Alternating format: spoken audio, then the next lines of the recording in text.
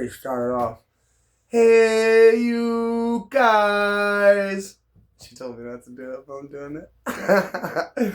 We are reviewing. Well, I didn't say not to do it. You were the one that was saying it's too dorky. It is too dorky. Even Shadow's looking at you like that. Oh, it's too dorky. You gotta lean into your dorkness when you own it. Look, Shadow is just staring at you like, you're dorky. I don't care about her judgment. She's a dog. So, we are reviewing The Goonies. Took me a long time to get her to even agree to watch this movie. It did. She didn't want to watch it. Because I didn't think it looked good. And what?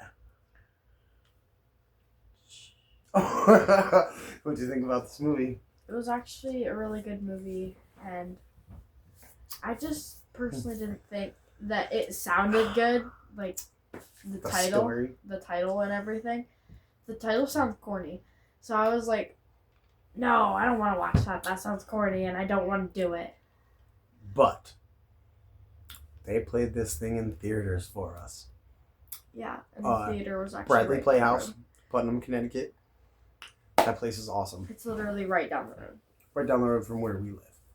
And so they had a special showing in theater of The Goonies. Now, in theater, obviously the movie came out when I was 6 or whatever. So I never had a chance to watch it in theaters. And I thought it was awesome. And honestly, I think watching it in theaters improved on a lot of bits and parts of it that... Because you kind of got to watch it on like a big screen. Not only seeing it on the big screen, but the audible stuff. Yeah, especially since they had like speakers all set up like at the front, so it's kind of like spread out and you can hear it better. Yes. So there were actually quite a few moments in this movie that I hadn't noticed. I don't know if it was because I was a child and I was watching it through a child's eyes and ears, or if it was because of the lack of audible clarity on VHS tapes. But if you remember the Goonies, Mikey was always saying words that were wrong, and then he would get corrected. And not only him, but Data did too. But I noticed in the beginning and the end of the movie that Mikey's mother also shared that same affliction, because she was saying numerous things that, like, her husband was correcting, or even Rosalita was correcting. Rosalita didn't even speak English. I loved Rosalita. She was funny. We all love Rosalita. She was just like when the kid was talking Spanish to her, she was like, foul. What? Foul. And that was always a very funny part of that movie. I still got a lot of humor out of it. I'm in a crazy house. I got a lot of humor in a lot of parts of this movie. There was a good amount of humor, and I rarely laugh at old movies. You can ask him. Rarely. Her sense of humor is not quite developed as well as it's going to be. Because old movies are rarely ever funny. I mean, that's inaccurate. It's not inaccurate. There's plenty of old movies that you thought were funny. What about Bob? Yeah, but you can name over 100 that I thought were so unfunny. I bet. I don't remember all the ones that we've watched, but we're going to. But we're going to. This movie was actually funny, and I laughed a good amount of times, I'd say, personally. Yeah. For me, the best part of that movie when I was a kid also translated to the best part of that movie when I was an adult, and that is when the Fratellis, Mama Fratelli being appropriately menacing in this film. She was still scary. Yeah, she was scary, but she wasn't crazy scary. But the part where they have Chunk and they're making him tell all his stories about when he was a kid, and he was just like, and then I was 7 and I pushed my sister down the stairs. Like, it's just going off. I mean, they told him to tell them everything. Yo, I was dying laughing. So funny. And I knew what he was going to say. This is not something that it's not like I forgot that speech or I misremembered it or something. I knew word for word everything the dude was going to say, and I still had me dying laughing. And that's the wonder of filmmaking. And then this guy, I threw up on the guy and said, Oh no, he could barely and I was get making those the words noise out. like, "Wah! Wah!" And then everyone just started puking on each other, man. Horrifically funny. Of course, there's Sloth. You have to love Sloth. I love Sloth. It was crazy how it seems like he's a bad guy because he's all like, yeah, at the start of the movie, and where you like first meet him. It's not really the start. It's like 30 minutes in.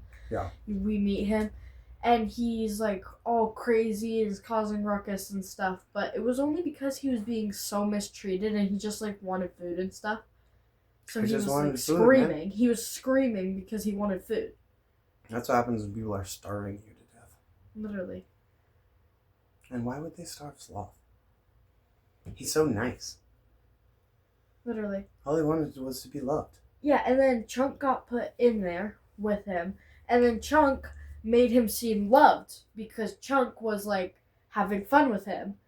Yeah. So then he was like, oh my gosh, there's this new feeling. I feel so happy. This is fun.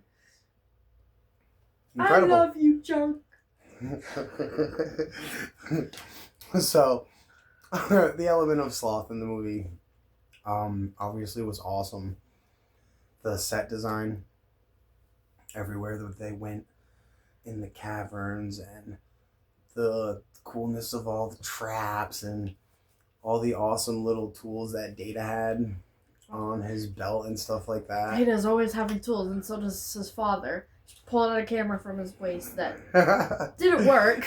Didn't work, but the thought's always there. Now you gotta remember that as an inventor, you will fail over and over and over and over and over until you don't. And the time that it works is the only time that really matters. Yeah, that's true. Yeah.